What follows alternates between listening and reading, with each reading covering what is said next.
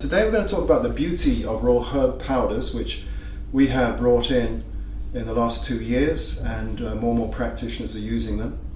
And they've been around since 200 BC, and 1,000 years ago in the Song dynasty they were the imperial pharmacy method of dispensing herbs. So what are raw herb powders? Well, just to keep this practical, let's start off. This is raw herb, which you probably know and love. This is mule dam pea in its whole form. So raw herb powders are, with heavy industrial machinery in herbal factories specially made for this, ground down to a very fine powder and then vacuum packed to preserve their freshness, no chemicals needed. And this powder, which I'm now putting onto my hand, is incredibly fine.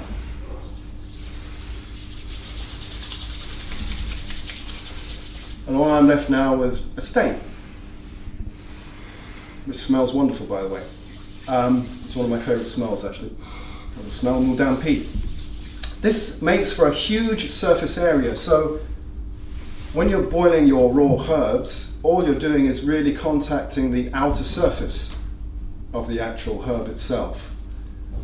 But when you turn it into a fine powder, every granule is accessible 360 degrees, and so your extraction is far superior.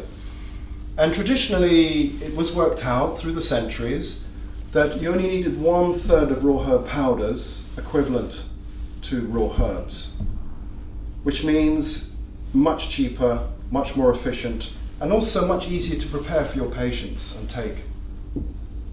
And here we have another example, honghua, safflower, beautiful red flower, ground down to this very fine mesh powder. Now I've got a red finger. This is it, incredibly fine. The finer it is, the more extraction you get. And I'm just rubbing my hands together, it's not going anywhere. Just leaves me with red hands. It absorbs beautifully into the skin. You can actually use these to make ointments as well. In fact, traditionally you were using these in sesame oil, beeswax. Latterly you can use pure aqueous cream, which is a water suspension. Now these raw herb powders, where do they come from? They come from Anguo, China. Anguo is one of the 4 major herbal cities. There are 4 major herbal cities. Their entire economy is based on the production of herbs. This is in Hebei province, 200 kilometers south of Beijing, and this is one of the great historical 4 cities. And here is the Mayway Anguo herbal factory.